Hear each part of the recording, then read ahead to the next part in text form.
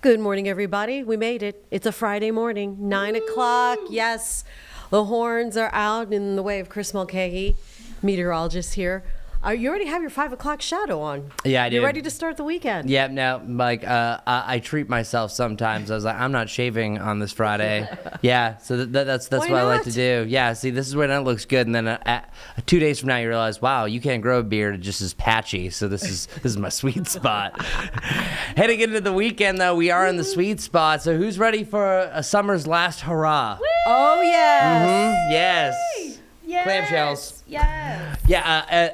This is the deal. Oftentimes, this time of year, we're like, oh, 90s again, come on. But it really has been a mild end to summer. So I actually implore us to do one last summer surge. Do it. Because we should be in the lower 80s. Instead, we're doing 90 degrees. So let's do this, y'all. We have 4 different examples about how great it is outside. Absolutely gorgeous, Charlotte, Dallas. Gorgeous. Oh man, this is amazing. Love it. Yeah, Oh, wow. Much better start to yesterday. We don't have all that cloud cover, and through today, I don't really see a lot of changes. So enjoy the day overall. I have a high of 90 degrees today, and that would be significant. So we're going to be very close. Yesterday we were at 88. Today I think that we're going to be at 90. And then tomorrow, around that 89 degree point. But regardless, it's still going to be hot compared to where we should be. We should be in the lower 80s for this time of the season, as you can see here on this graphic. And then we are picking up a few more clouds as we are working our way through the afternoon. So the type of cloud cover that we're going to see are these fair weather cumulus clouds. And I actually have an example for you. I took a picture for this very reason. Yesterday, I also call these Toy Story clouds, because if you've ever seen that. Yes. Very Toy Story. But if you get enough movement to the upper atmosphere, these are the ones that kind of bend and twist and can look like things. Yesterday, I saw a whale, a dragon, and a jellyfish in the clouds. Oh, great. So, yeah, and this is one of my favorite things to do, even as a 38-year-old, and my 3-year-old enjoys it as well. JT probably loves it. Oh, as well. absolutely. And but this is the type of environment, because you don't always have that. Oftentimes they pop up in general, but I think you're going to see a lot of those shape-shifting clouds today. And some of them can turn darker for a slight chance for some rain, but I just kind of want to give you a visual what today is going to look like. How it's going to feel? Sticky, just like it did yesterday, the day before. And we stay in this general range, but what's interesting for the long term, we are going to see this ramp back up. So we feel sticky over the next few days, which isn't too unusual for this time of year, but it starts to feel overtly humid again once you get to Wednesday and Thursday. That's going to be the big pattern shift, and that is in general going to be our next big chance for rain. So an isolated chance today. I honestly wanted to kick this down to a 0, but I'm still going to keep it just because I feel like I'm superstitious. And then tomorrow I think it's a better chance for an isolated storm. And here, I'll show you exactly what I'm talking about. Check this out. If you were to look at this, you barely even see anything. We're talking about a little bit of a shower or two in general. And then once you get to about 7 o'clock, you're not talking about anything. By tomorrow, though, here it is. You start to see a developing isolated shower or storm by about 2 to 3, and then it starts to expand. And you see these clouds move from the west and the east. That converging right there, outflow boundaries, oftentimes can trigger up some storms. So between about 2 and 8, you're going to have a chance for a developing storm, but nothing is really surefire set in stone. Just letting you know that that's going to be a decent shot for that. And once you get to the back end of the weekend, that's your Sunday, you are looking good, sitting pretty. So 89 for your Saturday. Sunday, still feeling humid, but 85 degrees. So that's going to be great for the Panthers game. So far my predictions of them going to the playoffs and or Super Bowl is looking grim. So hopefully we can get that W to try to ramp things up. But this is not going to be an extreme day, weather-wise at least. Hopefully it's extreme scoring by the Panthers. 69 is the coolest we've ever been for a Panthers home opener, and 93 is the hottest. So Brad personally has been keeping this data since he's been here, and we've gone back to 1995, where we have a database of how hot it's been for preseason games and for the first game and just Panthers games in general. 85 degrees isn't even in the top 10. It's kind of middle of the pack. Nothing really too grandiose from this. And the big thing about this weekend is there's multiple sporting events. So you have the last 3 nights games. It's actually a doubleheader on Saturday. But also, shout out to the Gastonia Ghost Peppers. They are having their first playoff game on Saturday. Yay! And they're taking on the High Point Rockers. Actually, they played the High Point Rockers 2 times over the last 2 years in the playoffs, and the series is set 1-1. So this would be the tiebreaker of the last 3 years. Don't tell Sturt so of let's do it. The High Point guy always goes for the Oh, home. Yes, really? of course. Oh, That is man. So he says he's loyal to the soil. Like, we get it. We get it. Okay. Yeah. You all can right. cheer for us every once in a while. Shout out High Point. Well, we're Ghost Pepper fans, so Yeah, let's go we are Ghost Ghosties. Peppers. And just letting you know that game's at 7, and then 4 o'clock is where we have the Sunday game. Other than that, nothing's really happening this weekend. Quick update on Tropical Storm Gabrielle. By the end of the weekend, we are likely calling this Hurricane Gabrielle, and it could even become a Category 2+ as it's passing Bermuda, and that's the best news I have for you. Things are trending much further east. You don't even see the cone affecting Bermuda, so that is a really nice direction. Now, once you get to about the day 7 part of the forecast,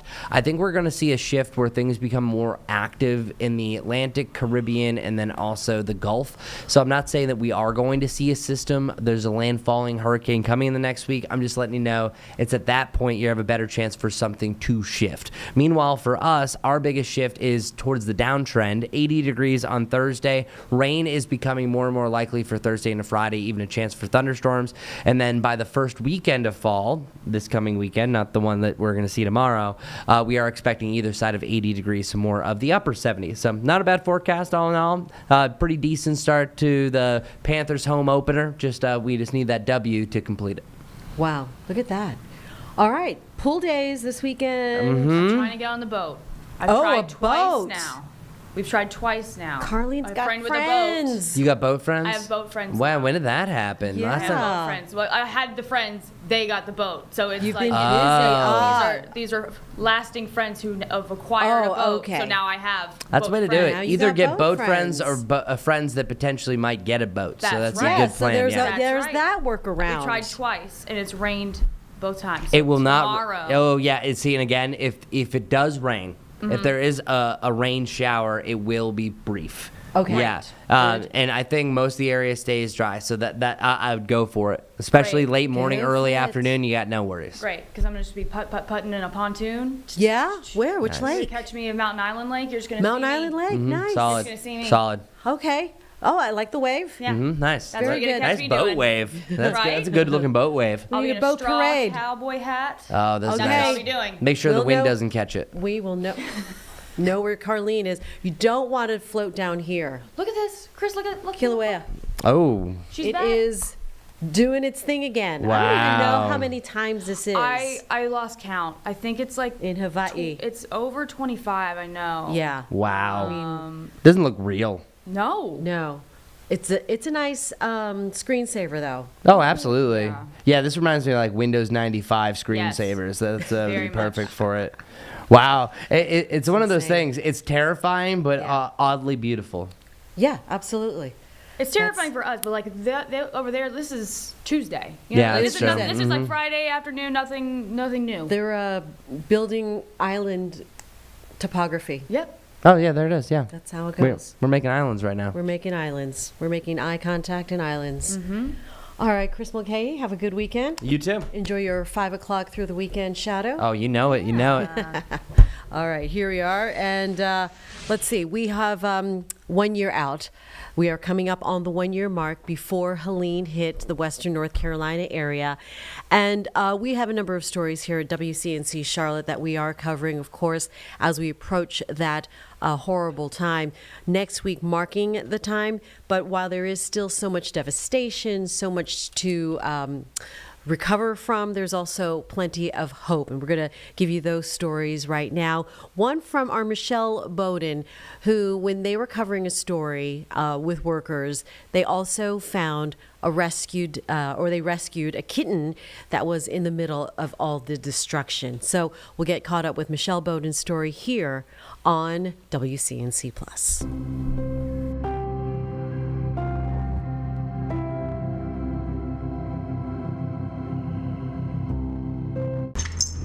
Meet Stormy. Well, her name is Stormy because we think she was born during Helene. We were in Swannanoa near Asheville days after Helene hit, working with volunteers from Samaritan's Purse and Lowe's, when one of them discovered a newborn kitten. Amid all the destruction in the area, signs of hope. Workers just rescued this tiny kitten, and they're about to send him to the nearby animal hospital. Laurel Weller, a Lowe's spokesperson, was there with us. There was just a lot of sadness. But walking up, seeing the Lowe's volunteers mucking and gutting this house with Samaritan's Purse, just so much hope. It was energizing because we were dealing with so much destruction around us. And standing there as the PR person, I often am standing to the sidelines, don't have anything but my cell phone in my hands, and all of a sudden this volunteer just runs up to me and hands me this teeny tiny little ball of fur that barely fit in my hand. And it was just this moment of hope amidst all of this really heartbreaking destruction. The rest of the litter didn't make it, so the kitten was all alone. Laurel ended up taking her home. And so she had to be bottle fed. And let me tell you, bottle feeding is definitely an adventure. And we were bottle feeding her every 4 hours, so around the clock. And falling in love in the process. She just felt like this little nugget of hope that all of the things with Helene that we saw and all of the damage, that if we could just keep this little kitten alive. And for a long time we thought, okay, well, we'll just bottle feed her for a few weeks and then adopt her out, because we already have 2 dogs and wasn't sure how that would go, but then we just fell in love with her. Stormy is the head of the household. She is thriving. She lives with us with her 2 Beagle sisters, and she has grown up. She's 13 pounds, so she's a very large cat, and she rules the roost. Michelle Bowden, WCNC Charlotte.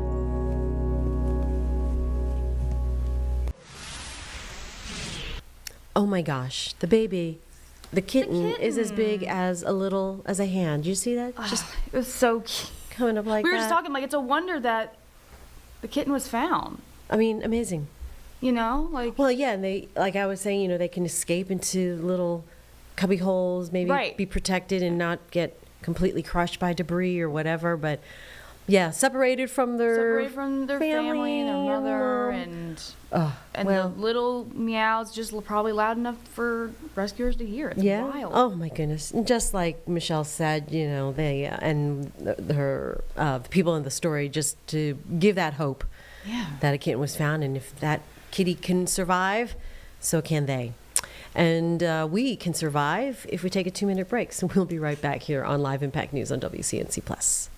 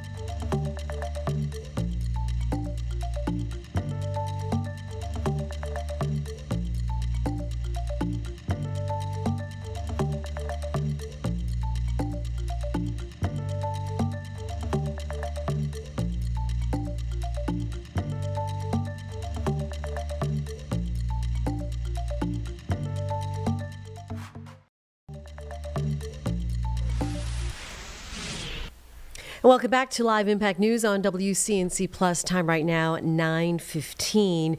Like I said earlier, we're coming up on a 1-year mark since Helene hit devastated parts of western North Carolina. Our other story today is from our Miles Harris, who covered the story behind a skate park, because this skate park up in western North Carolina became a storage space, and now that that space is back open to families and giving its original purpose. Our Miles Harris has more on what they're doing and just sort of revisiting the story of the owner who had that quick thinking to come together for the community. You're watching WCNC Plus.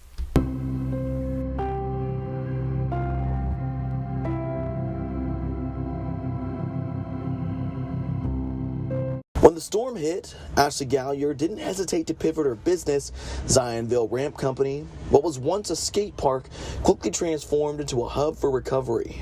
Having faith in the community and having faith that this community will take care of each other. In the days following Hurricane Helene, the company turned into a resource center, handing out food, water, and essential supplies for neighbors in need. Serving as a resource center was super impactful because of our location and the help that came to us, both in terms of volunteers and supplies. So we just kept going with that, and we felt like it was really impactful. For months, the State Line Resource Station provided for thousands of people. Gallier's selfless response to the hurricane didn't go unnoticed either. She was awarded the Attorney General's Dogwood Award for her innovative transformation of the space. I think like February. Okay. So that's new. Now, a year later after Hurricane Helene, Gallier has successfully transitioned her space back to its original purpose as a thriving skate park. If any other community need arises, I can be a resource again. But if I don't take care of myself first and fill my own cup, so to speak, that I will not be able to help anyone else. Gallier says her mission is still about community, whether on a board or in a time of crisis. To see that impact now means even more as people continue to struggle. It's been a very hard year, but to be able to provide some fun and, lightness is truly a gift. Zionville Ramp Company may be back to rolling wheels and grinding rails, but what happened here after Helene is proof. This park is built on more than ramps, it's built on resilience. In trade, I'm Miles Harris, WCNC Charlotte. And next week, we are going to have team coverage from Western North Carolina all week. Our anchor teams will be there on King Street in Boone, telling stories from the community, how everyone is doing 1 year after Helene hit. So this starts right on Sunday, and we'll be there until Saturday from morning to night. Hopefully you tune in to WCNC Charlotte and here on WCNC Plus. Well, our other story this morning is a continuation from yesterday. It is the fallout after Jimmy Kimmel, his show has been taken off ABC, and he has been suspended indefinitely for remarks he made in his monologue on Monday night after the assassination death of conservative activist Charlie Kirk.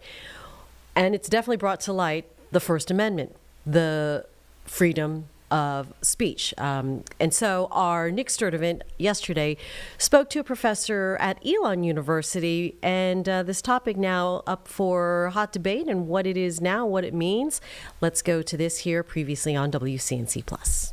So we want to get to a major story, a story that broke yesterday afternoon that is continuing to generate comments from both sides of the aisle, quite frankly. We're talking about the late night show, Jimmy Kimmel Live, and this comes after Disney, ABC, indefinitely pulling Jimmy Kimmel Live off the air after pressure from the Federal Communications Commission over his comments about the death of conservative activist Charlie Kirk. And look, the story has brought up questions regarding the First Amendment, free speech, and we want to bring in Professor Israel Balderas, Assistant Professor of Media Law and Ethics at Elon University. Professor Balderas, thank you for your time. Thank you for joining us. Oh, my pleasure. Thank you so much for having me, Nick. I appreciate this. Let's talk about it. So again, there's a lot of talk about free speech, the First Amendment specifically. I think people have a vague knowledge of it. Can you explain the First Amendment and what it means? Absolutely. When it comes to the First Amendment, right, it gives us the freedom of expression in a society that is free. And in order for us to live freely with each other, the First Amendment protects a fundamental right? The United Nations recognizes freedom of expression as a human right. But the First Amendment applies when the government tries to take away your speech, right? That is the whole purpose of the Bill of Rights under the Constitution. So when people talk about, I have a freedom of expression, yes, in a free society, we want to hear all voices. We want to be tolerant of all voices. But the question is, when you have a claim of free speech, does it apply to everyone, or does it apply when the government is involved? And in this case, the government is not involved directly. Certainly Disney is a private corporation, right? They have the power to decide what is or is not appropriate content for their TV stations, as opposed to the government saying this is not allowed in the airwaves. And I think right now what we're looking at is the former and not the latter. With that being said, what are the protections surrounding the First Amendment?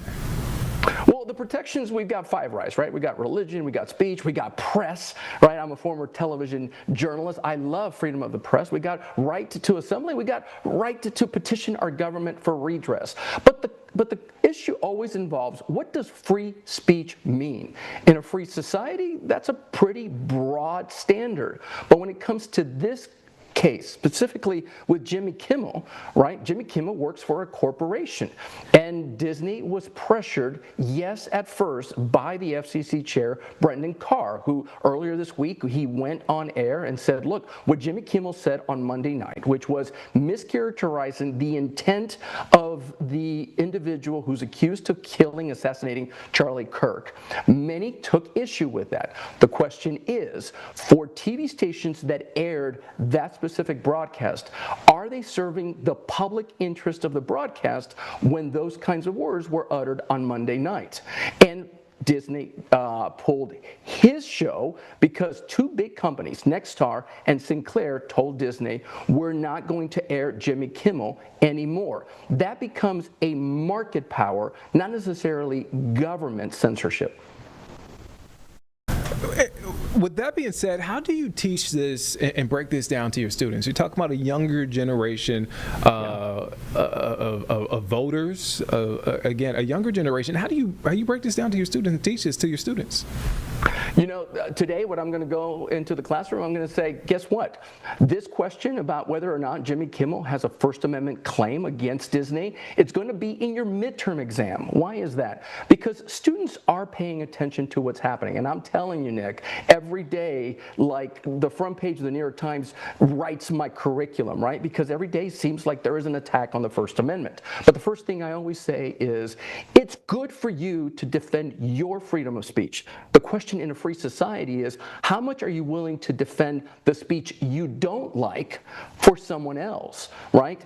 And to me, when I tell them about the First Amendment, I always tell them about the great philosopher Uncle Ben from Spider-Man. Because Uncle Ben told Spider-Man, with great power comes great responsibility. Now, you and I know that comes from Voltaire, but nonetheless, right, freedom of speech is a right and a responsibility. And the students understand that in order to protect the speech that I care about, I got to protect the speech that I might necessarily not like. Even speech sometimes that is hateful.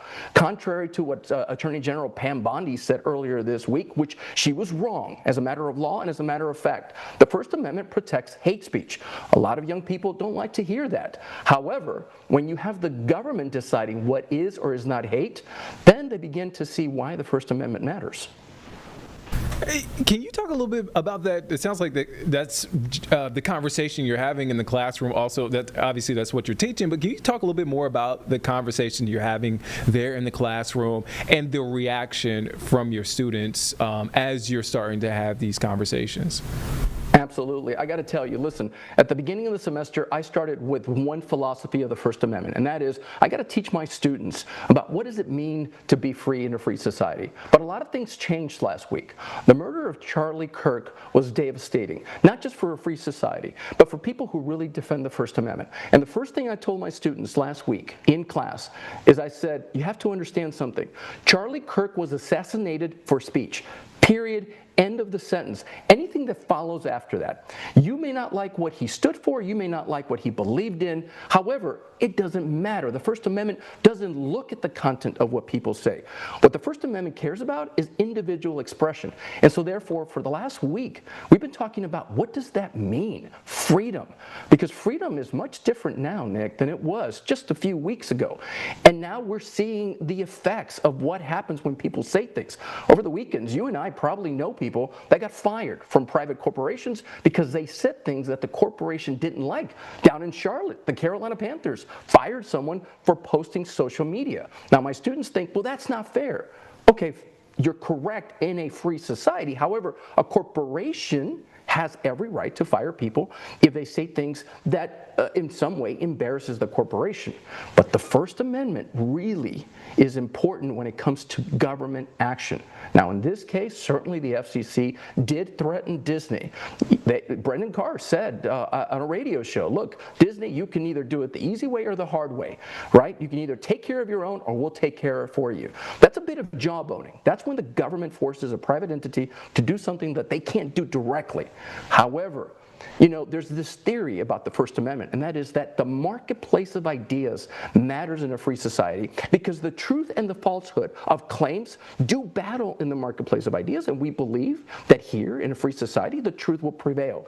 In this case, Nexstar and Sinclair, who owns TV stations that have ABC licenses, they felt that for them to serve the public interest, they could not air Jimmy Kimmel anymore. And look, those were market forces. Is that a lot of power by a corporation? Absolutely. But that's a different issue. We've been having consolidation, media consolidation, for years and years. It is a concern under the First Amendment. And now people are starting to see the First Amendment is first among all the other rights because this matters. Freedom matters. Individual expression matters. And so therefore, I think more and more people are paying attention. And I would say that my students are the best because they really understand that to be a communication professional today, you got to defend the First Amendment no matter what. Yes. And we'll take a break here on Live Impact News on WCNC Plus.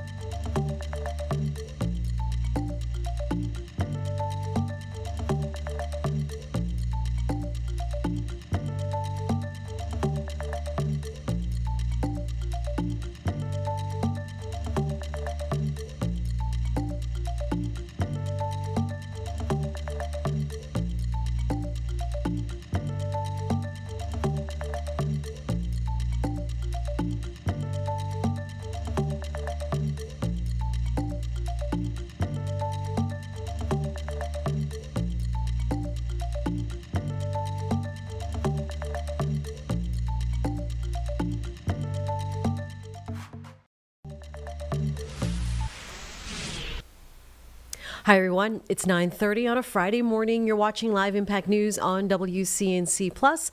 I'm Jane Monreal. Today, a busy day in Atlanta. It is day 2 for the CDC to meet. They are convening right now. This is actually the news this morning is that the CDC's revamped vaccine advisory panel is set to recommend new guidance for immunizations, including for COVID shots. And we heard a little bit yesterday from, including former director of CDC, Menarez. She testified on her experience with the CDC. But right now, it looks like this hearing is underway. Let's go ahead and listen in on Live Impact News on WCNC Plus. Srinivasan from CDC. Yeah, answer. Thank you. Go a lot faster. Right. Good morning. My name is Dr. Arjun Srinivasan. I'm the Acting Chief Medical Officer for CDC's National Center for Immunization and Respiratory Diseases. I'll begin today with updates to COVID-19 epidemiology. I'll note that as yesterday, I am joined by subject matter experts on the line to respond to questions. And I will also note that I have been asked to move very fast, so buckle up.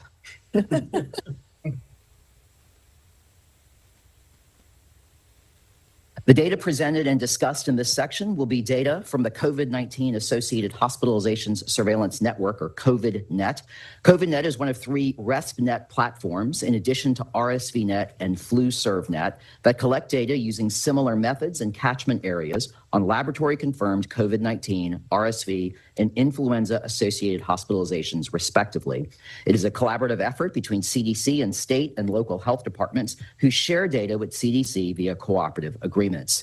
COVIDNet is a population-based surveillance system that collects and reports data from more than 300 acute care hospitals in 185 counties across 13 states. The COVIDNet catchment area includes about 10% of the U.S. population. COVIDNet collects and reports 2 types of data. The first type of data are population-based rates of COVID-19 associated hospitalizations. These include all hospitalizations that meet the COVIDNet case definition of a laboratory-confirmed SARS-CoV-2 positive test among hospitalized residents of the COVIDNet catchment area. COVIDNet collects and reports some data for all cases, including age, sex, race, ethnicity, site, and test and admission dates. The second type of data describe clinical characteristics of hospitalized patients, including outcomes, underlying conditions, treatments received, and discharge diagnoses. These data are obtained through detailed medical chart reviews of an anonymized site and age stratified random sample of hospitalizations. When presented in reports or presentations, clinical analyses are limited to hospitalizations due to COVID-19, the definition of which will be presented later.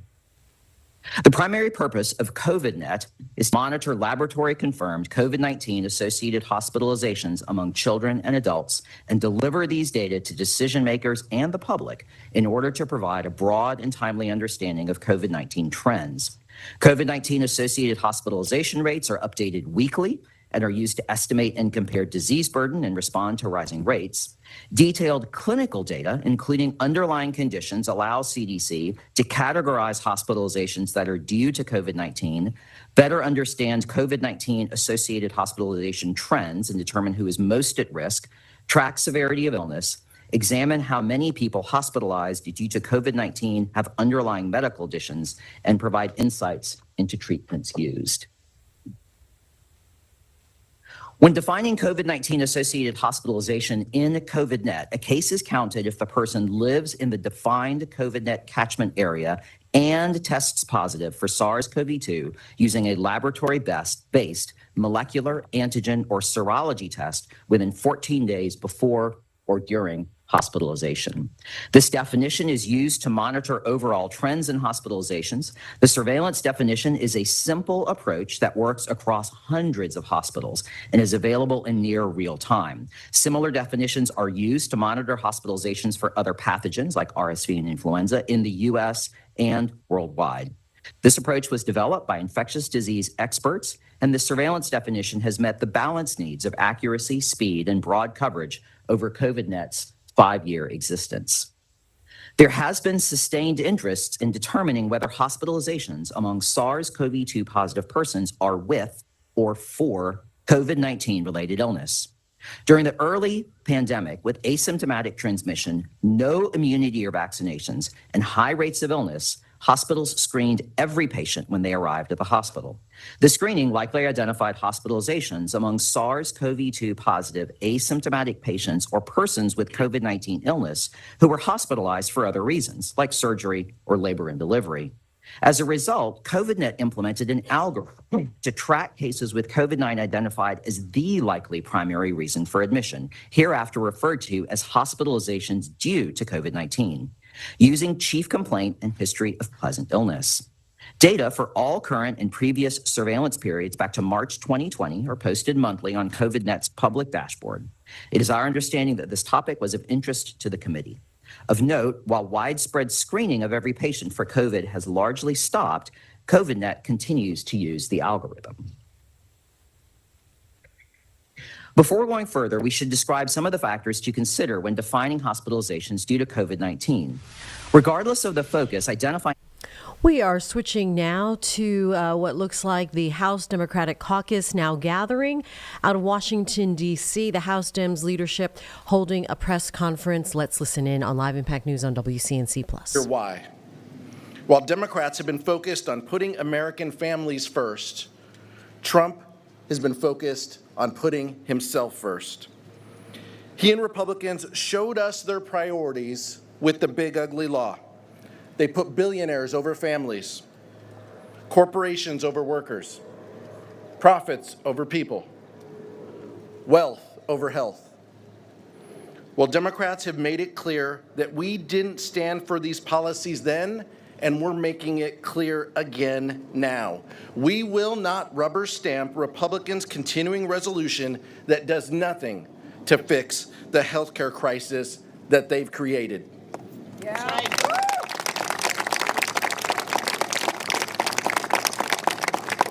If congressional Republicans fail to act, premiums will skyrocket 90% next year for over 20 million Americans who rely on the Affordable Care Act credits, and over 4 million Americans who will lose health care coverage. Let's put this in real terms. Children won't be able to get their medication. Seniors won't be able to see their doctor. Your neighbors will still get sick, and they'll all be out of luck if House Republicans have their way. That's why, once again, we're going to call for our Republican colleagues to join us in doing the right thing. Work with us for the good of our country and for the good of our people. Thank you. And I'll turn it over to the Democratic Whip, Catherine Clark. Thank you so much, Mr. Chairman. It is good to be with all of my colleagues here today. We are living in very difficult times. The air around our politics is crackling with potential violence. The lionization of hatred has opened deep wounds.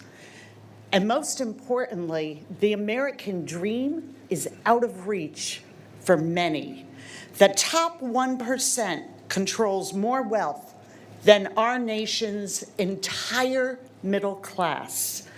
While households in this country, most households, 60%, cannot afford the basics.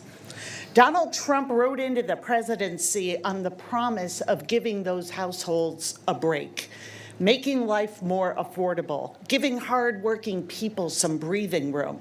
And he and his loyalists in the House have betrayed that promise. They have made life harder and more expensive, soaring the cost of groceries, clothes, and utility bills. Nowhere is this betrayal of the American people more evident than the Republicans' deep cuts in health care, denying millions of Americans the ability to get the care they need. Republicans have voted to kick 15 million people off of their health insurance. They have stripped Medicare of $500 billion. Today in their budget, they are prepared to cancel the coverage for another 4 million people while they soar premiums for everyone. The Republicans are voting to close hospitals and nursing homes. They are voting to defund cancer screenings, maternity care, and medical research. They are dismantling the public health system that keeps us safe. All of this pain and cost is to give tax cuts to the extremely wealthy. Well, we are here to say the American people deserve better. And when Donald Trump says, don't work with Democrats on a budget, he is saying, don't work for families at home. Americans deserve a lifeline. They deserve to have the tools to build their own success. They don't deserve to be pushed down and left behind. Democrats believe that people deserve health care that is affordable and available, care that is treated as a right and not a luxury item. Republicans created this bill, this budget, all on their own.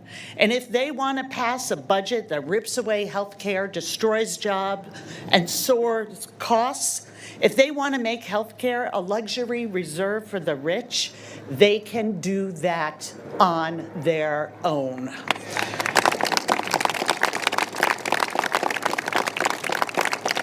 Democrats will be voting for the American people. We will be voting for people like Claire Sachs and Rico Winston. Claire, who has joined us, is a small business owner who's here with us today to talk about that she's a hardworking entrepreneur and she depends on the ACA to get by. We are voting today for the American people and for Claire. And Claire, thank you for coming and sharing your story. The mic is yours.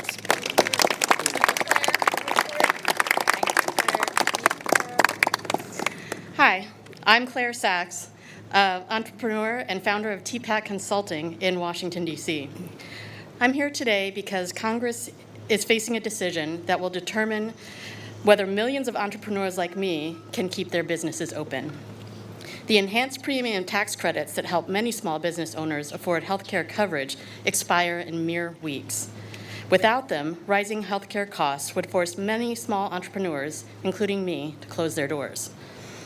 I have 4 decades of experience in the healthcare system. In 1983, B-strep spinal meningitis triggered type 1 diabetes, which resulted in a cascade of 15 additional diagnoses. 16 is pending. Here's my reality. I literally can't live without affordable health care. I use an insulin pump that without coverage would cost $7,500, and the insulin that goes in it runs about $330 a vial, and I need 36 vials a year. Altogether, my healthcare costs without coverage would be about $30,000. That's a whole 50% of my annual living expenses. Before the Affordable Care Act passed, I was job locked. I only worked for companies that could afford my health insurance. Starting my own business wasn't even a twinkle back then, because had I approached an individual policy provider, they would have laughed me out of the room. Fortunately, the passage of the ACA changed the rules around pre-existing conditions. That was a good thing because in 2020, I was laid off due to COVID. But I was able to launch my business because the ACA enhanced premium tax credits made it possible to get affordable health coverage on my own. Today, those credits are the only reason I can afford both my business and my health. And I am not alone. According to a Small Business for America's Future survey, 55% of businesses have owners, employees, and/or families who rely on premium tax credits. But those credits expire at the end of the year. Kaiser Family Foundation estimates that insurance rates will spike an average of 20%.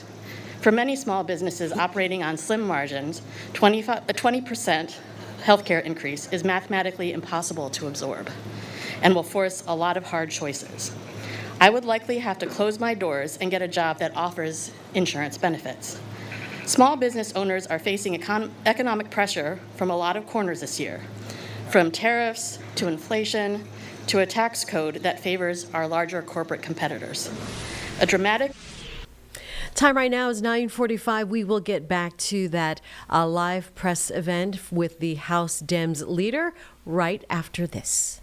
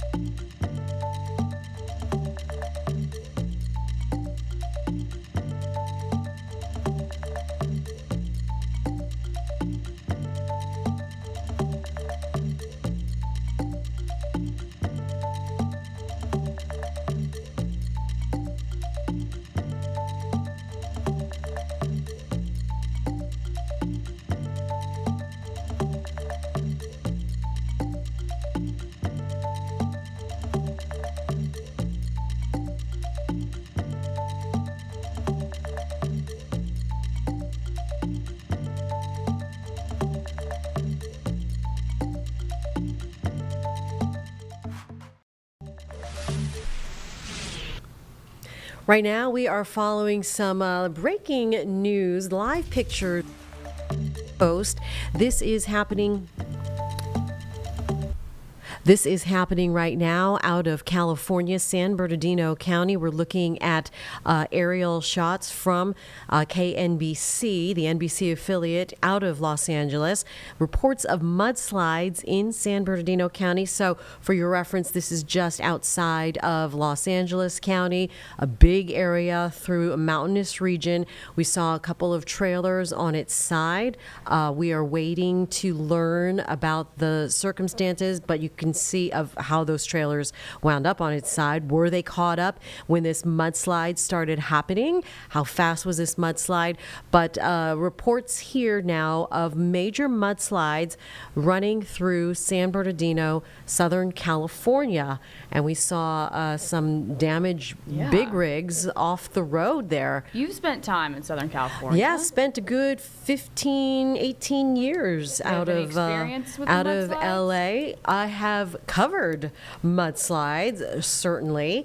They come when it's so dry and then it rains. And Southern California does get its share of mudslides. You know, they could be very small, and this one looks pretty sizable.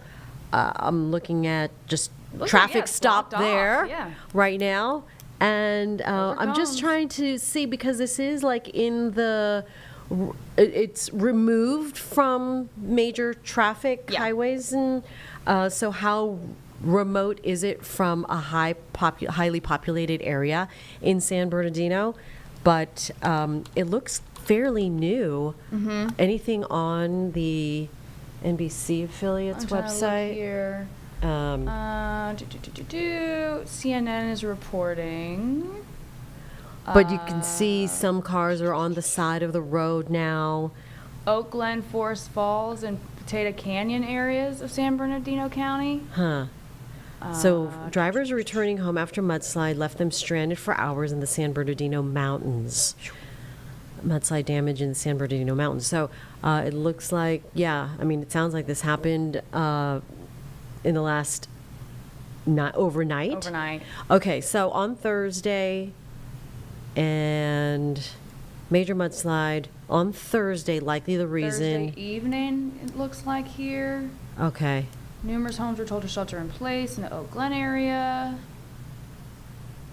So, okay, Caltrans, which is the equivalent to DOT agency out there, shutting down about a 2-mile stretch of the road, and it looks like, I don't know what road, State Route 38. After significant rainfall triggered mudslides, State Route 38 completely shut down, and obviously until further notice. So this is about a 2-mile stretch starting yesterday afternoon because of heavy flooding and mudslides. And we're hearing that at least one couple was stranded. Several more vehicles also trapped, among them a Caltrans employee. Wow. So, it just sounded like it came in fast and furious.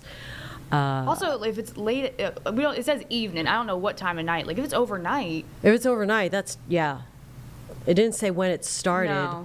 But I'm reading just a story here where a couple of people were heading to different destinations, stranded on 38.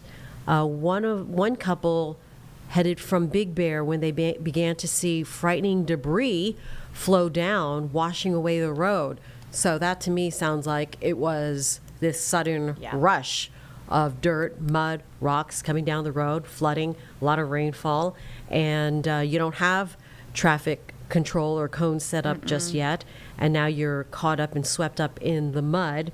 And so I'm wondering why, there are people turned around or stopped on the shoulder. They're on the shoulder. Like, we're learning this in real time, folks. Yeah. So we're seeing the images you're seeing, so we don't have the full scope to see if, maybe this is blocked off. Right. Have they been there all night? Exactly. Who knows? Caltrans did not immediately. I would imagine they've been there for a while if you're on the shoulder. All of them are on the shoulder. Yeah, just stuck. Everyone's just kind of stuck. I mean, hopefully at least safe. Yes. As of today, this morning. Caltrans does not have an exact time as to when the road will reopen. And about 20 miles away in Oak Glen. So is this Oak Glen? The aerial footage, the description doesn't have a specific area. Okay, so basically, though, if this is representative of what's happening in San Bernardino County, dozens of vehicles stranded again due to more debris flow, and there are actually search and rescue teams activated to help those trapped get to safety. So it looks like that's a highway patrol unit there on scene, blocking the road, and just wild pictures as we're watching this road closure, not affecting too many people directly, as we can see. Couple dozen, 3 dozen cars or so stuck or stopped along the right shoulder, but just seeing earlier a little bit of that mud path, and then the tractor trailers sort of tipped like Tonka toys, Tonka trucks on their side, on the side of the road, and no duration as to when this will be cleaned up. So we will keep tabs on that live picture out of Southern California and hope people are okay. And as we work to gather more information from our NBC affiliate out of Los Angeles, you can just see the wide path of it all. And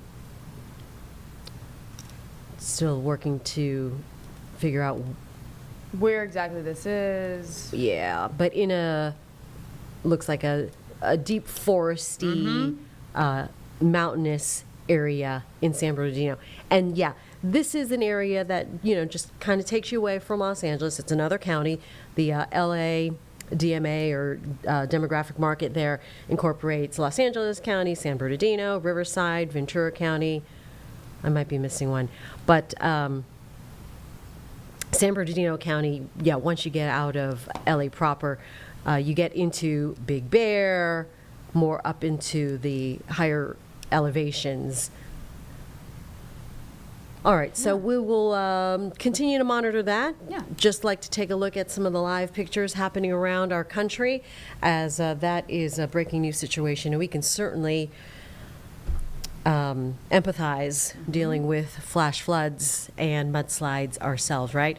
We're coming up on a 1-year mark from Hurricane Helene and all of that destruction happening for our mountain areas in western North Carolina, which, by the way, we are going to have our morning team, our afternoon team, evening teams.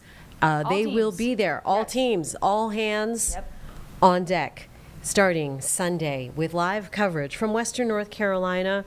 They're on King Street in the middle of Boone, telling stories of the community, as well as following up on some of the stories that initially were reported on a year ago. And want to bring one more live picture here, as we're talking about Mother Nature. Sure. Is Kilauea. Yeah. If you were with us earlier the hour. She's still going. Fast and furious. Wow. She is going. Look at that. Look at I don't that. know how It's high gotten- that is yeah, into it's the sky. gotten- It's gotten angrier. What's Angrier going looking, I on? should say. Yeah. 25 plus. I know it was like the two times ago that we saw Kilauea was 25. So I think we're Oh, okay. We're looking at 30. Flirting with 30 now. Still flirting with since like December too. Wow. Very active.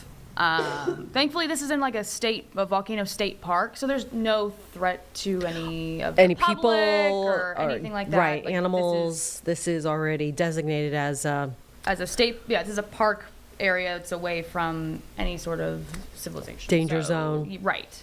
All right. What is happening on Router 2, Carlene? I believe that is the Pentagon. Oh, the Pentagon, where Secretary Hegseth is holding a ceremony. And this is Secretary of Defense Pete Hegseth and U.S. Army Chief of Staff General Randy George hosting the Department of War 2025 National POW MIA Recognition Day ceremony at the Pentagon. Let's go ahead and listen in on Live Impact News on WCNC Plus.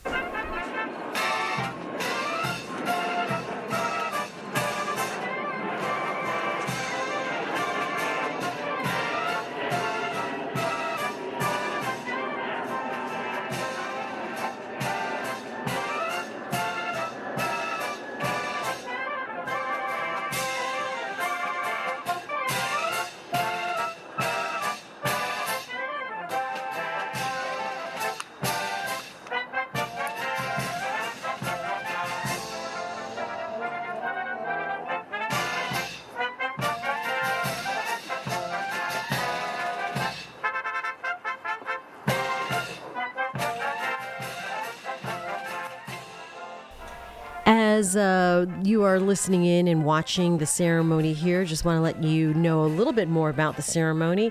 It is meant to honor those held captive and returned, as well as those who remain unaccounted for from past conflicts. Remarks to be delivered by Secretary Hegseth and Army Chief of Staff George. This will be happening shortly, but again, the pomp and circumstance part here with the marching bands taking place right now as we continue to listen in on Live Impact News on WCNC Plus.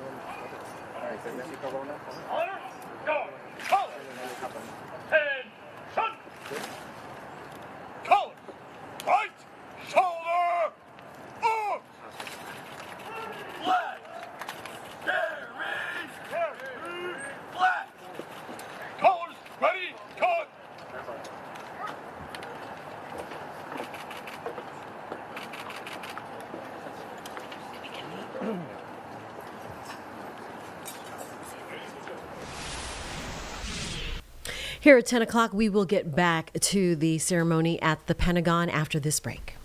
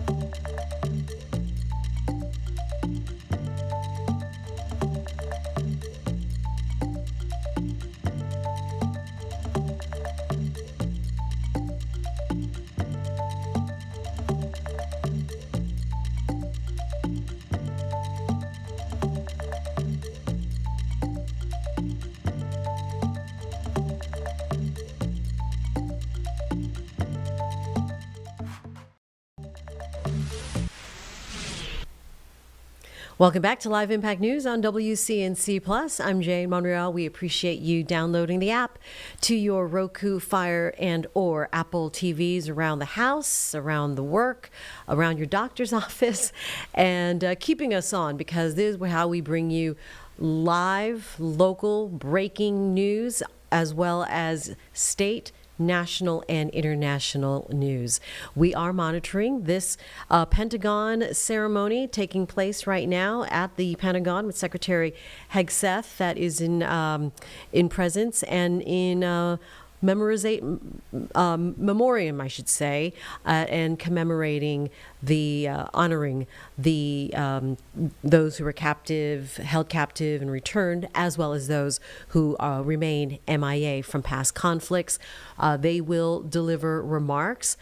Defense Secretary Pete Hegseth, along with U.S. Army Chief of Staff General Randy George. The ceremony continues. You can see the flags there in the distance. We'll continue to listen in here live on WCNC Plus.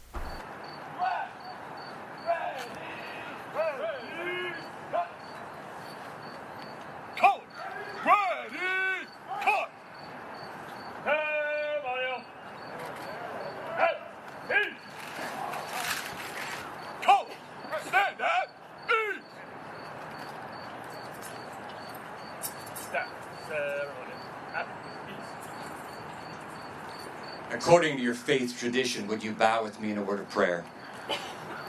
Lord our God, as we pause before you this morning, we are so grateful for your rich blessings, for each of us personally, and for the blessings nationally you have provided, granting freedom that our nation enjoys. We pray this morning for those who continue to be missing at the hands of their captors. We gratefully acknowledge their sacrifice, and we pray for peace and protection as you shelter all prisoners of war and those continually missing in action in Southeast Asia and those from whom all wars have yet to come. We recognize that you alone know where each soul is today. We pray that you bring comfort to each one who remains alive and to their families and those struggling with questions. We pray for hope for each of them as a sign of your presence. For each one has carried the burden of battle, courageously discharged his or her duty for their nation, and has been subjected to hazards, pains, or imprisonment. Lord, these gallant men and women who have borne so great a burden must not be forsaken. God of justice, to whom we pray, your compassion we beseech for those for whom no accounting has been made. Please lift their burden, give them strength, and strike the shackles that deny them freedom. For those whose fate we now know, we give you thanks that the long period of uncertainty is over and that he or she have been returned to our presence. Father, our eyes are focused on you today, and we pray the deepest of blessings on each one gathered today. Amen. Please be seated. Ladies and gentlemen, General Randy George.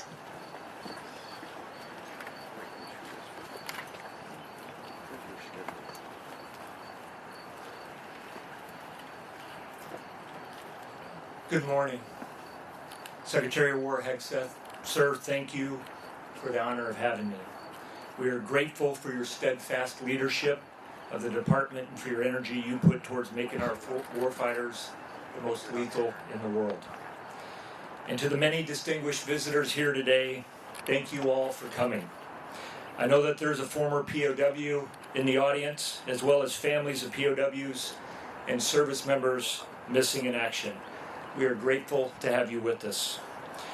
There are so many moving stories to tell today of courage, strength, sacrifice, and of the incredible efforts made to locate and recover those service members still missing.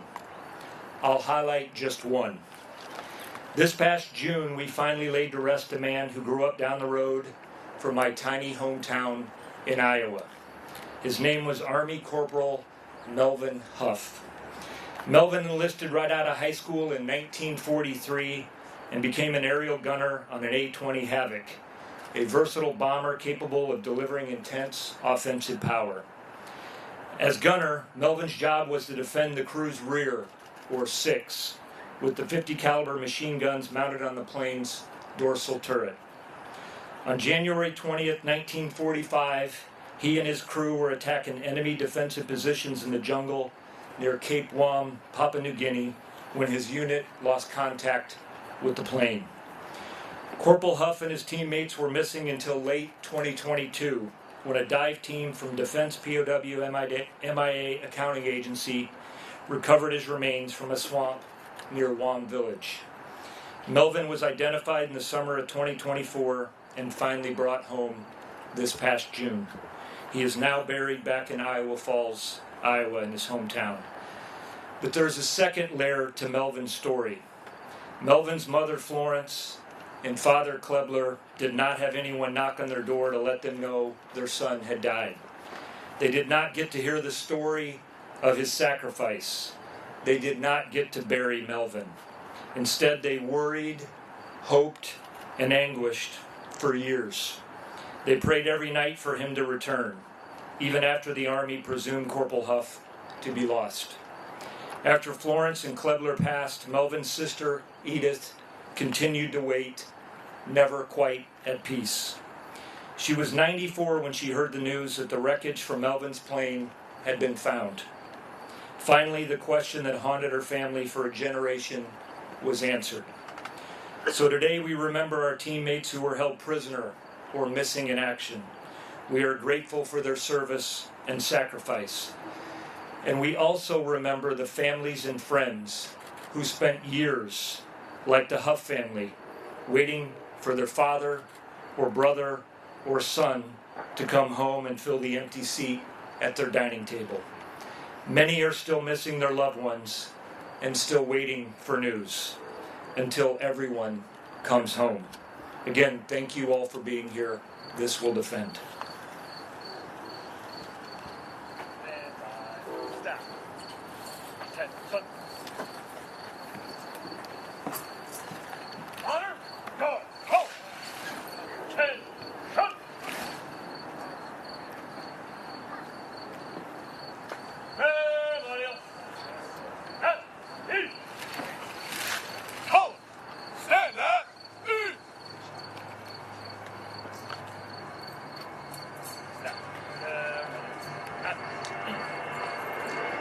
Ladies and gentlemen, the Secretary of War, Pete Hegseth.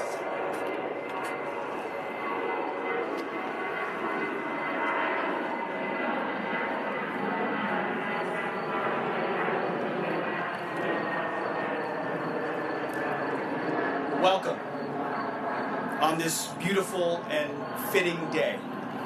We're gathered here to commemorate National POW Missing in Action Recognition Day. Today we honor those who were held as prisoners of war and those still missing in action. It's a day when we can tell those who are here and those who have not yet returned, you are never forgotten. I'd like to first spend a moment remembering our nation's former prisoners of war. These men went through the fire of war and captivity and emerged on the other side.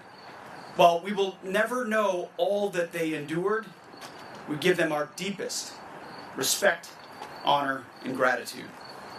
We're fortunate enough to have one of them here today, serving as a living, breathing example of the warrior ethos at its best. Rear Admiral Robert Shoemaker spent over 8 years as a POW in Vietnam. He actually coined the phrase, the Hanoi Hilton. Please stand up and be recognized for your bravery and service.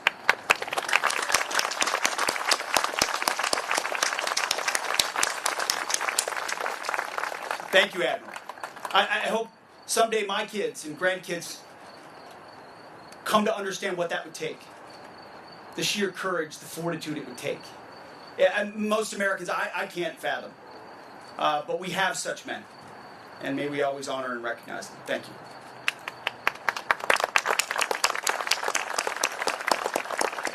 We also want to recognize the families of those who went missing in action. Your Gold Star families who have sacrificed and carry a heavy burden. Miss Jeannie Huffman is one of those.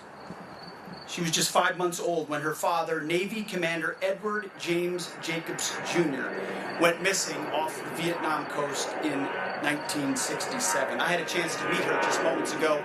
She gave me her father's bracelet.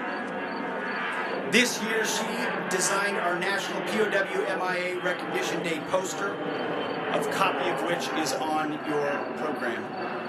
On the poster are a Marine and 4 Army ROTC cadets from Old Dominion University. They're in period uniforms, all pointing in one way or another, binoculars, compass, radio, all pointing to the way home. All of the cadets are here and represent the future of the warrior ethos. Welcome to all of them, and to Jeannie. Jeannie, if you would stand, please. Thank you very much.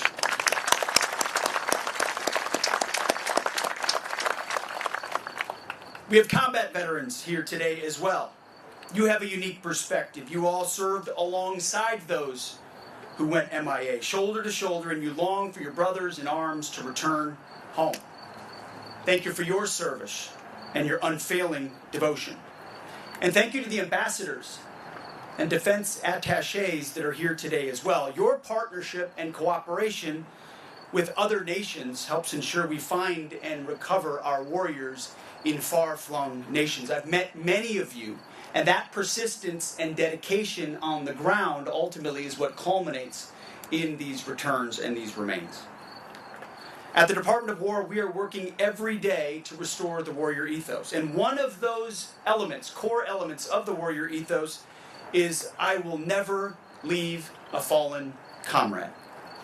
It is our sacred duty to uphold that ethos and ensure that we return whenever possible, and until the end, every fallen hero. There are nearly 81,000 MIA who never made it back home. World War II, Cold War, Korean War, Vietnam War, the Persian Gulf Wars. Many of them were prisoners of war as well. And it's our mission to deliver a final answer to the families who lie awake, asking God for the return of their loved one. Again, most of us cannot imagine. It's our mission to return them to American soil and provide a final resting place here at home for the heroes who fought for their country. It is our commitment to you that we will work unceasingly to bring our warriors home, and we will never forget their service and sacrifice. The department's agency that's primarily responsible for that sacred mission is the Defense POW MIA Accounting Agency. It is their sole objective to provide the fullest possible accounting for our missing personnel and their families and the nation.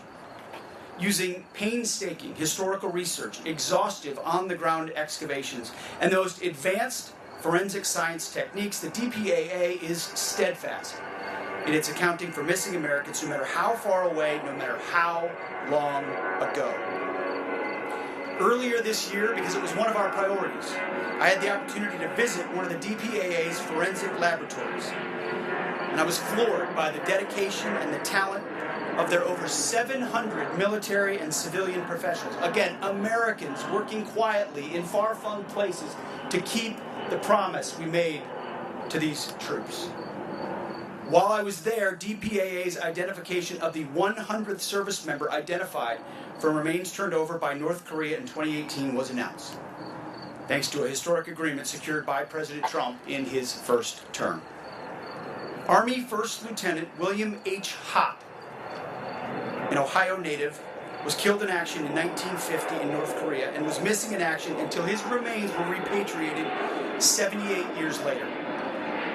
DPAA identified Lieutenant Hopp this year, and he finally received a military funeral last month back home in Ohio, where he is now buried, fittingly, next to his parents.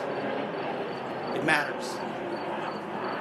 Over the years, the DPAA has returned the remains of thousands of Americans to their families, giving them long-sought answers and some semblance of closure, and the opportunity to finally lay their loved ones to rest.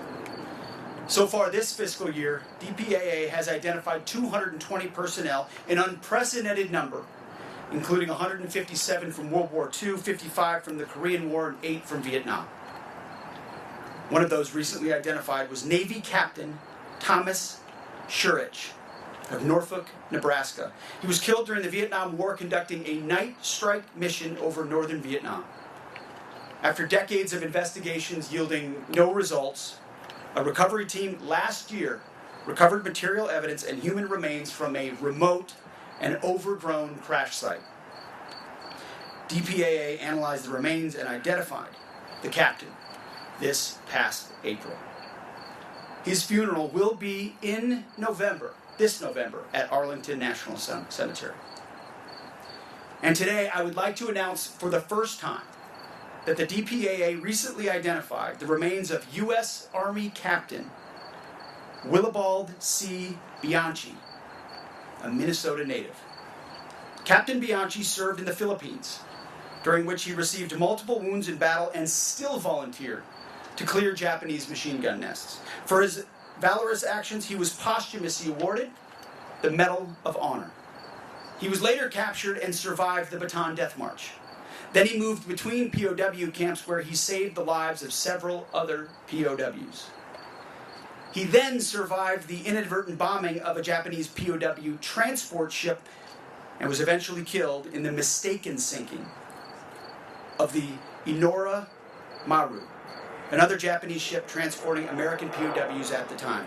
Bianchi's accounting is part of the DPAA's laboratory's Inora Maru project, which aims to identify the 431 unknowns associated with the ship's sinking. Thanks to their steadfast work, Captain Bianchi will be coming home to his family in New Ulm, Minnesota. We'll finally be able to give him the burial he deserves 80 years later. We are privileged this beautiful morning to have Captain Bianchi's family with us. If you would, please stand.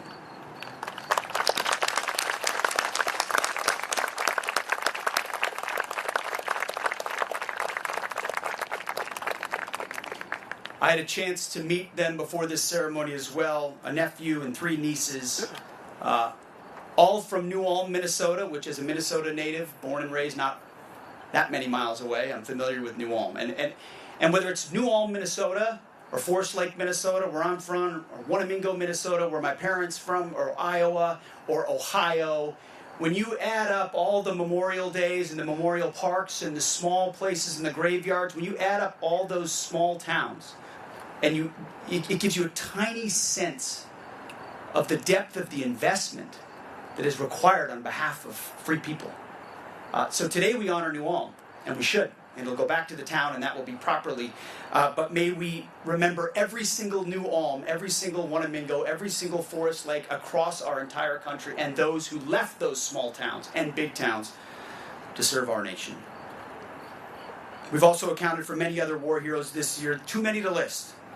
But each of them represents a soul, a life given for the sake of our country. Each of these identifications means that we can eventually properly honor a warrior who died for his brothers in arms and his fellow Americans.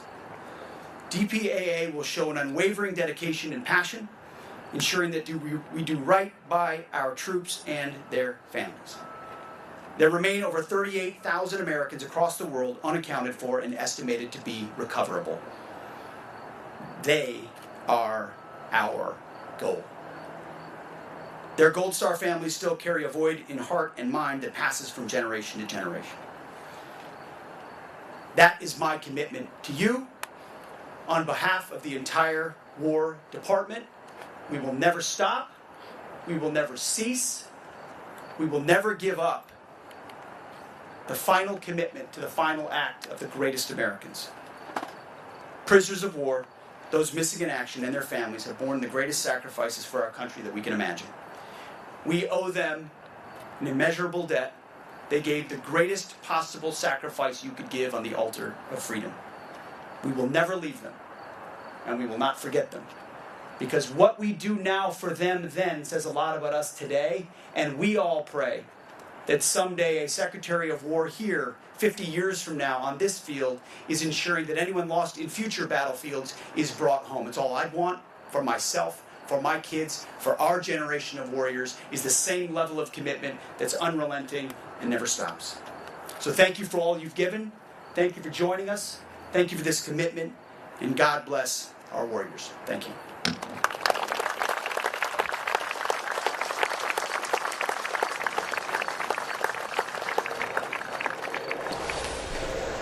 And that was Secretary of Defense Pete Hegseth talking at the POW MIA ceremony at the Pentagon. We'll take a break here on Live Impact News on WCNC+. We'll be right back.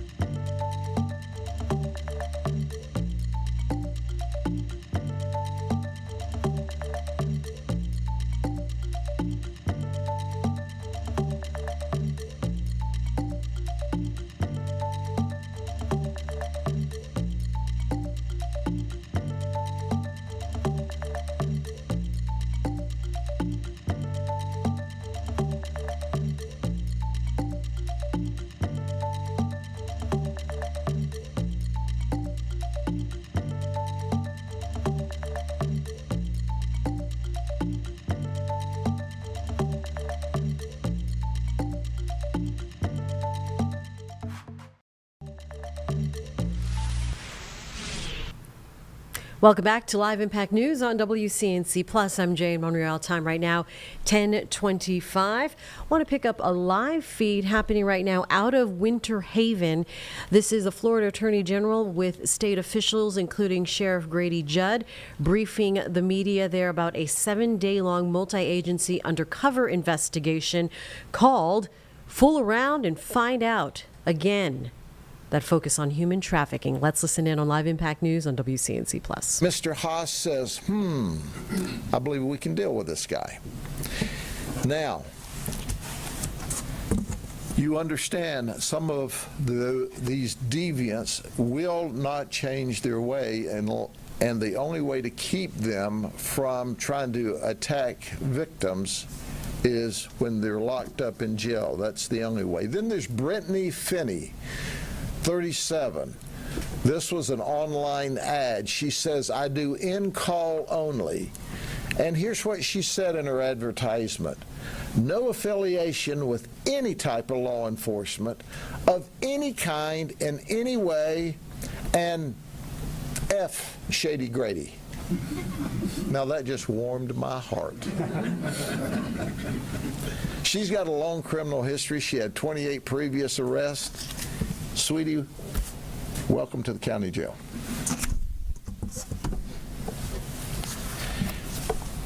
Stephen Saul de Jesus Colon. He's 34 from Kissimmee. He's a former corrections officer for the city of New York. He currently owns JJ's Auto Towing, and he arrived in his tow truck. And he wanted to have sex with a female. So he arrived in his tow truck, and then we hooked his tow truck up to our tow truck, and we towed him back this way. And then after we got his tow truck out of the way, then we put him in our van, and we took him this way to the county jail. Now, I guess maybe he had a friend or either an Uber, because he didn't have a tow truck to ride away from the county jail when he got out. And then there's Richard Gashaw. He's 54. He's from Dayton, Texas. If you're ever in Dayton, Texas, he owns Rooster's Bar there. But he was here visiting his mother, who was very sick and in the hospital. And even though he owns Rooster's Bar there, he wanted to come here and have sex with a woman. So let me picture this for a second, okay? He's married. For years he's married to this lady in Texas. She's probably there running the bar while he comes to visit his mother. That's what good wives do.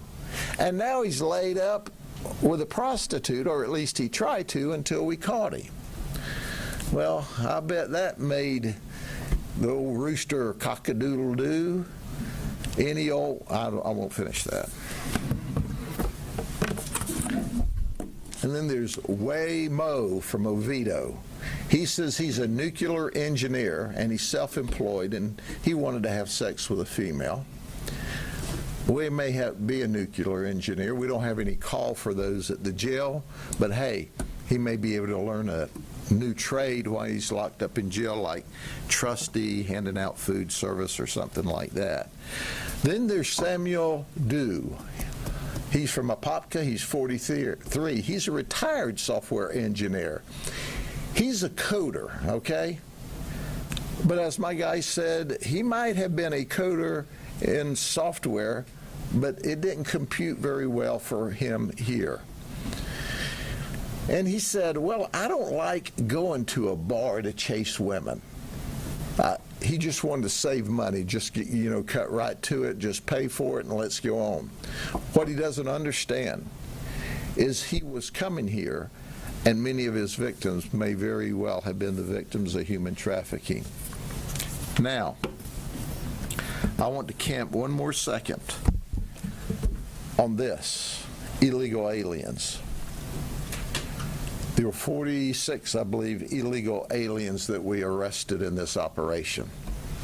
Now, you would think... And we will get back to that very animated press conference out of Polk County. But right now, I want to bring you some breaking news.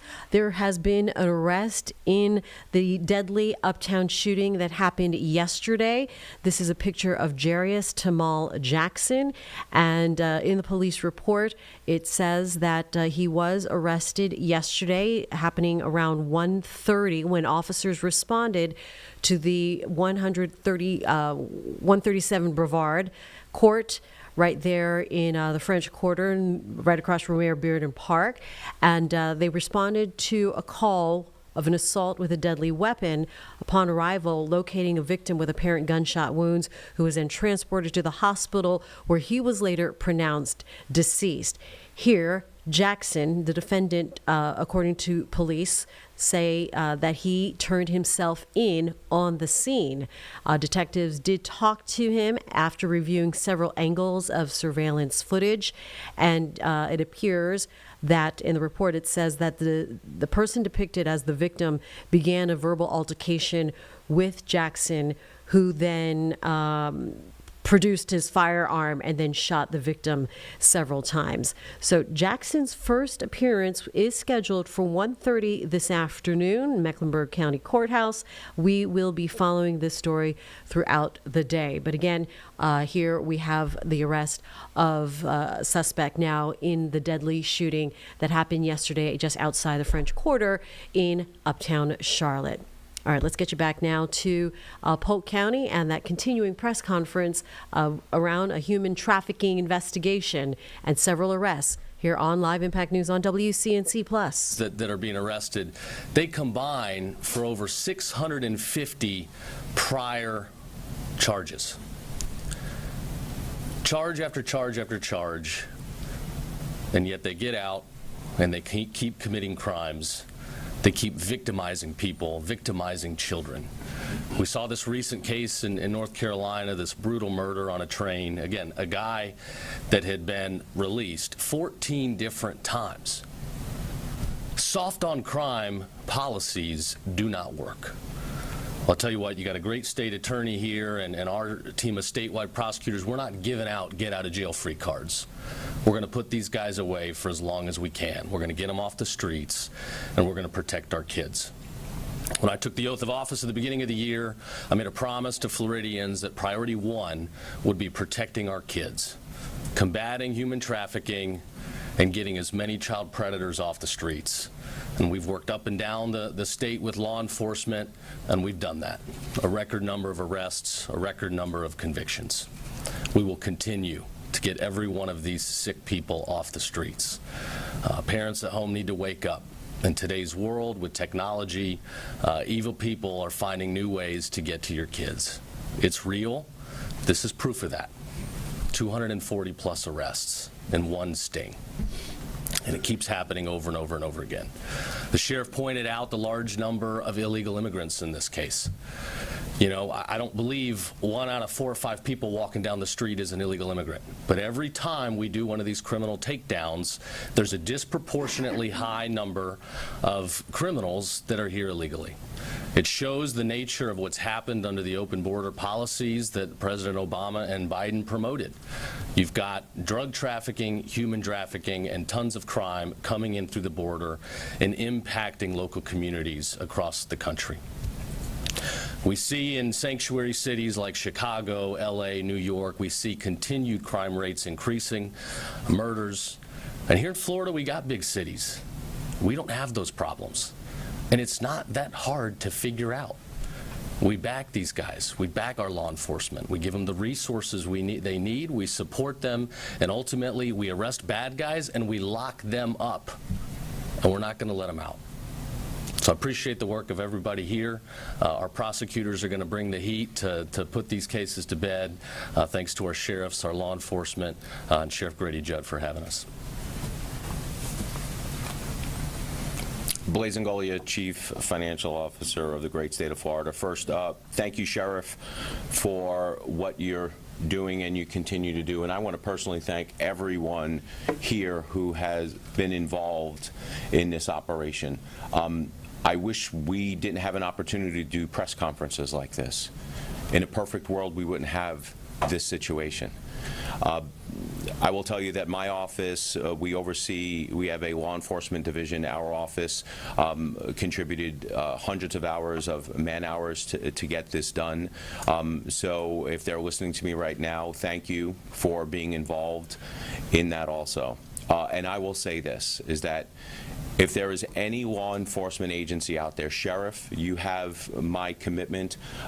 Sheriff, you have my commitment that if you are going to run these operations in the future, which I know that you will do, I am committed to helping you guys. So please call upon us to help you so we can continue doing this.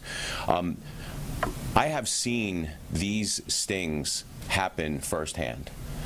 As a member of the legislature, if you've tracked some of the bills that I've written and laws that I have passed, yeah, a lot of them had to do with spending, a lot of them had to do with illegal immigration, trying to stop this particularly from happening, but a lot of them had to do with protecting kids.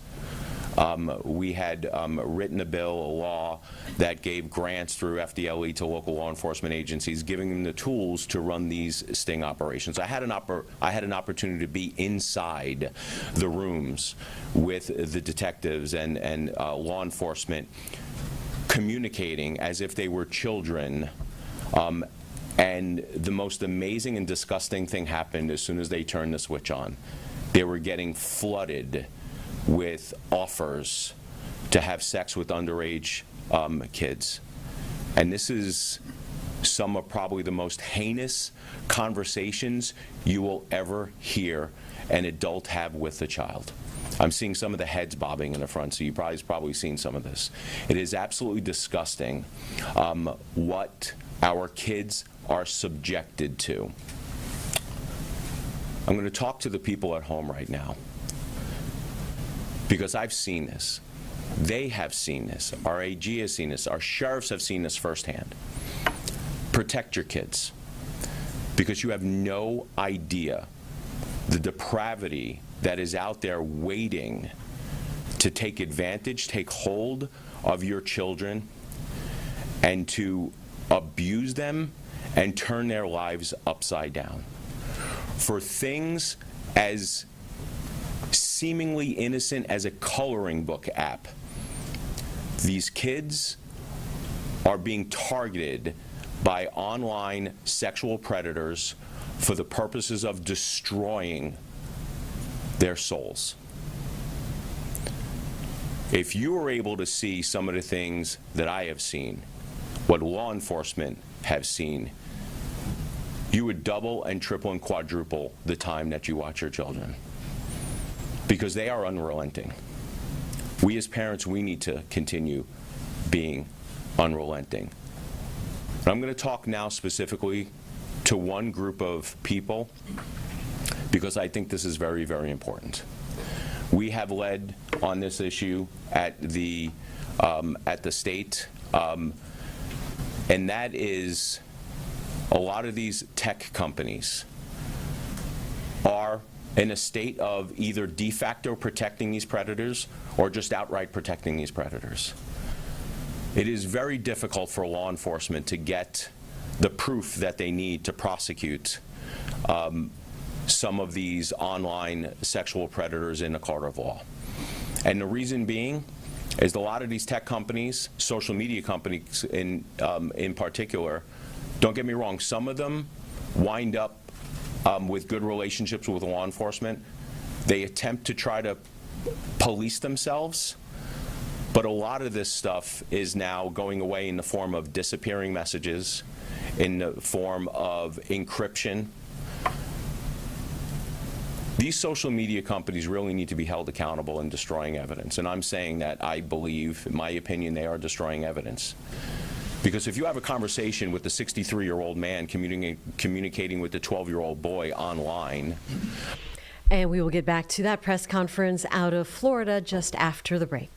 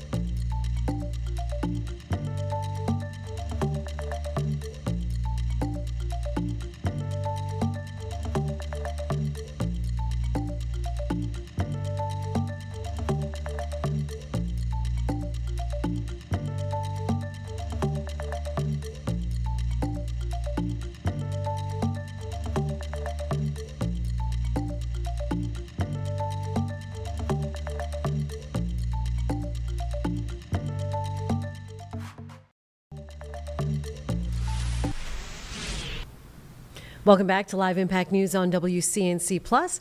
Time is 10:41. As promised, back to the live press conference out of Polk County, where officials as well as the sheriff there talking on a multiple arrests surrounding a human trafficking investigation and major sting. Let's continue to listen in on Live Impact News on WCNC Plus. So what we're going to do for our human trafficking victims, make sure we're doing everything we can to get them the services they need and hopefully get them on the right path to making sure that they have the best life that they can.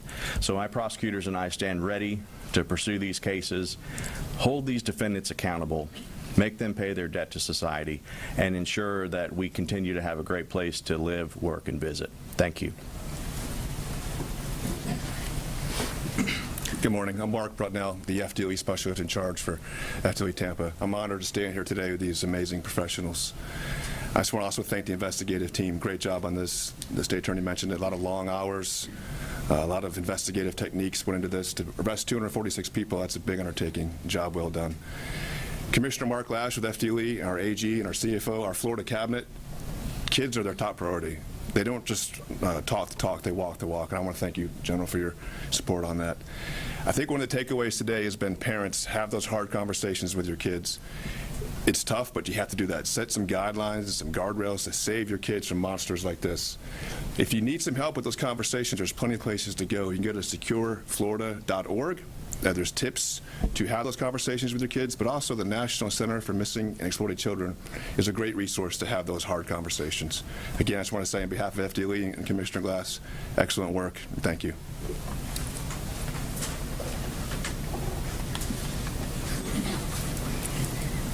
Good morning. My name's Mary Ann Thomas. I'm the founder and president of My Name, My Voice, and we are a network that bridges community service providers with law enforcement so that we reduce harm in these spaces.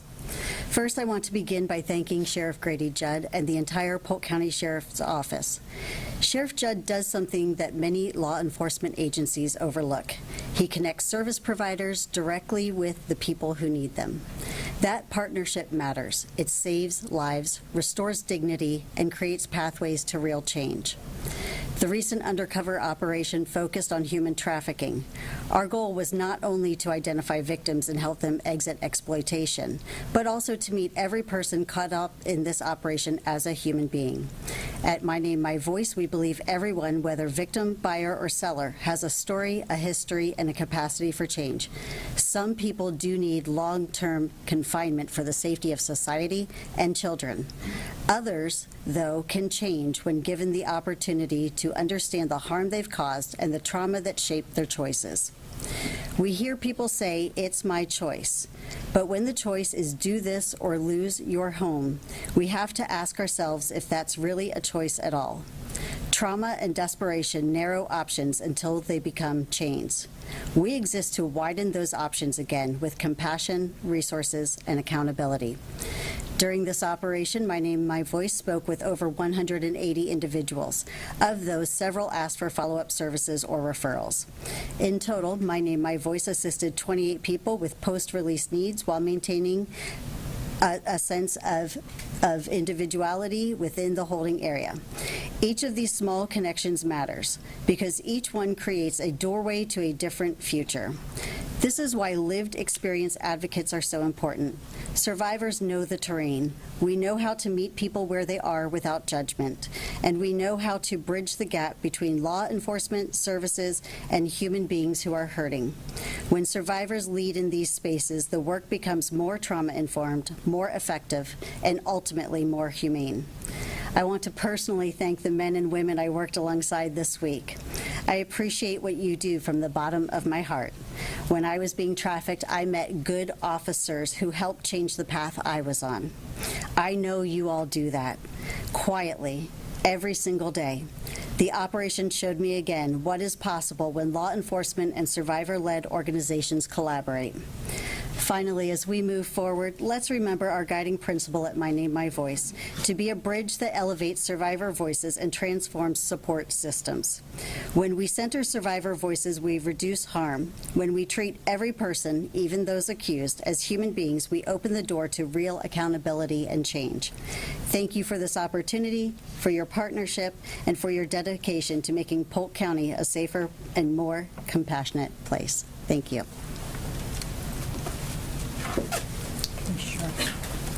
Good morning. My name is Saini Dressler, and I serve as the Senior Director of Anti-Trafficking Operations with One More Child in the state of Florida. One More Child has served victims, families, and children for over 120 years, offering direct care service, prevention, and advocacy. Last week, our anti-trafficking teams joined the Polk Sheriff's Office on the ground each night during their most recent operation. I want to thank and commend Sheriff Judd and his team for their ongoing leadership and deep commitment for ending exploitation in our communities. They continue to be one of our most trusted and impactful law enforcement partners. They continue to be the strong leaders in the community that allow agencies like ours to meet survivors where they're at. That week, we were able to communicate with over 60 individuals, of which 36 have already accepted services. We were able to engage them in services such as emergency shelter, mental health counseling, survivor mentorship, and ongoing advocacy. Throughout the operation, our team was able to encounter people that were deeply vulnerable, living some serious, hesitation in their life, but full of hope at many times. However, many of them were just focused on surviving. We understand that not everyone is ready to identify as a victim in that moment, and that is okay. What's important is that we are present, consistent, and ready to offer support whenever they are ready to take that first step. At One More Child, we are committed to providing more than temporary assistance. We offer survivor-informed and long-term support, whether that journey begins during an operation, weeks, or even months afterwards. No one dreams of a life in exploitation. There's always a deeper story behind how they got there. Our role is to help create an opportunity for a new story to begin. Partnerships like this one are essential, but we know that we are only one piece of the solution. We need broader community engagement, tougher consequences for those who are fueling the demand, and a united commitment across every sector to say clearly and firmly, human trafficking will not be tolerated. Finally, I want to recognize the true leaders in this work, our survivor mentors and lived experience experts. These individuals bring a unique and irreplaceable perspective to everything we do. Their stories, their presence, guide us in the services that we're providing. At One More Child, we make it a priority to have a survivor leader during every operation because their insight is valuable and essential. It is now my honor to introduce one of those incredible leaders, someone whose strength, voice, and lived experience continues to inspire change every day. Please welcome Stacey Ham. Thank you.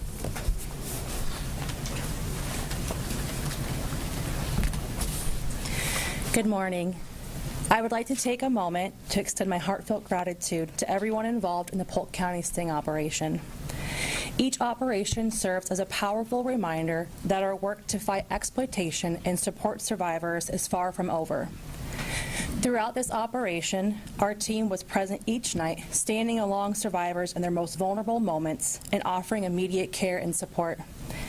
It's an honor for me and other survivor leaders to contribute our lived expertise to law enforcement, helping bring a deeper understanding and a more trauma-informed perspective to these efforts. As someone who personally experienced human trafficking, removal from my biological family, and time in the foster care system, these operations continuously remind me how deeply rooted cycles of exploitation can be and how so many are still caught in those cycles today. Many of the individuals that we encountered during the operation bravely shared their stories, describing how they were misled into exploitation through false promises of safety, stability, and better opportunities. Their stories echo the true reality that traffickers are continuously preying on those vulnerable, especially our youth, those who have aged out of the foster care system, and those who are simply trying to survive and be seen. This work is not easy, but it is so necessary. Every conversation, every connection, and every act of compassion plants a seed of hope, and it reminds survivors that they are not alone. I'm beyond grateful to be a part of a team that shows up with empathy, strength, and an unwavering commitment to helping survivors break these cycles. As a survivor, I have faced fears of speaking up, fears of not being believed, and fears of what might happen if I share my own personal experiences. But through it all, God has given me the strength to keep it going. Choosing to speak has brought me freedom, healing, and the chance to turn my pain into His purpose. My survivor story is just one of so many. There are countless others whose voices are waiting to still be heard, whose journeys matter just as much as mine, if not more. Each story carries pain, strength, and resilience, and together it's a reminder in the world that we are not alone.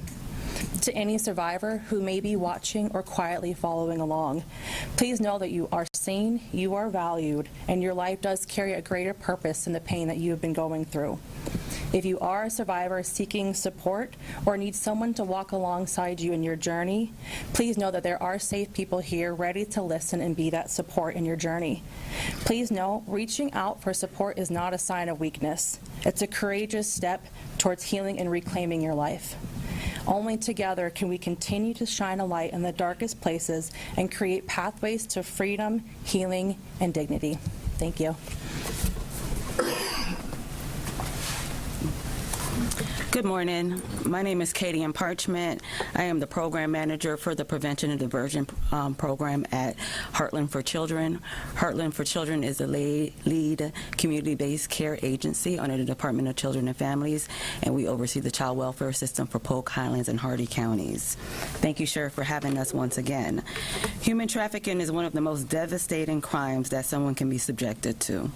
Victims are often left with deep physical, emotional, and psychological wounds that often take time, many years to heal from. While Polk County Sheriff Department works diligently to investigate cases, rescue victims, and hold traffickers accountable, we are honored that we are able to walk alongside the Sheriff Department early on in this process to help victims start their healing journey. By working alongside law enforcement, we are able to provide specialized care and support to survivors.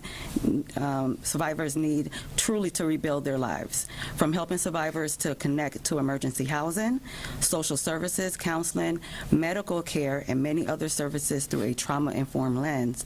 Our organizations help to ensure that survivors are not just rescued, but restored. The men and women of law enforcement that work tirelessly to make this operation run smoothly are always an excellent example of professionalism, empathy, and determination. Together, we collaborate to create a safe net that supports victims and those at risk of being victimized by providing them with the tools needed to help distance themselves from their abuser. Together, we bring justice, compassion, hope, and community members to the community members of Polk County. If you are listening right now and you are being trafficked, please know this: you are not alone. You are stronger than your current circumstances. There are people ready and able to help you, believe you, and walk with you towards freedom and healing. Your life has value, your story matters, you are loved, and there is hope for a new beginning. If you or someone you know needs help, there are resources available in our community. The Florida Abuse Hotline, 1-800-96-ABUSE. The Florida Human Trafficking Hotline, 1-855-FLA-SAFE. United Way 211. And findhelp.org are just some of the organizations available to help families through rough times. We are honored to continue to strengthen our partnership with the Sheriff Department and community service providers focused on serving victims, because together we can ensure that every survivor has a chance to reclaim their freedom, dignity, and a future. Thank you very much. Hey, good morning. Chris Blackman, the Sheriff in Osceola County.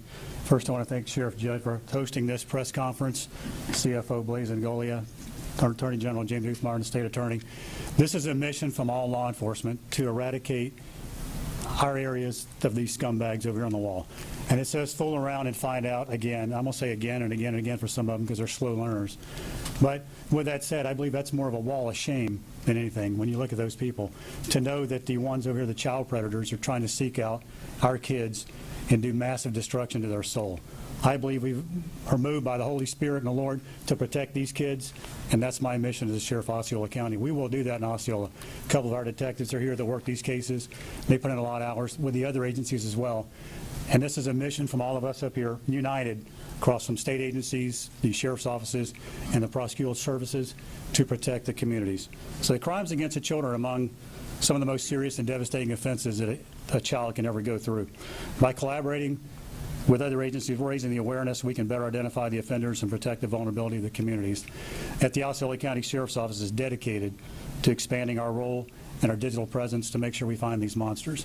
What I'll say to a lot of the parents is this thing right here, sometimes is your worst enemy, your cell phone. Why do I say that? You give this to your child, they add an application to their phone you think is harmless. Guess who's on the other end of it? There's a monster waiting to violate your child. I will say, it's been said before, protect your children. We can help you, but help us help you. Protect your children. Make sure you know what they're doing on their phones and their gaming systems, because some of these monsters will come through these phones and through these gaming systems into your house. And I'll say this to you, you would not normally invite them into your house, right?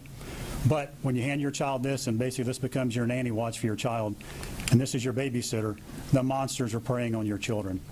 Make sure you know what your kids are doing. We grew up, parents were always involved with our child. Don't let this be your babysitter. Don't let the gaming system be your babysitter. Put checks and balances in place to protect your children. You've been watching a live press conference out of Florida following a major human trafficking investigation leading to multiple arrests. We have Charlotte Today coming up next at 11 o'clock, and Julie Kay is here in the Live Impact studio starting at 12:30. Join me again for WCNC Charlotte News at 4. Have a great weekend.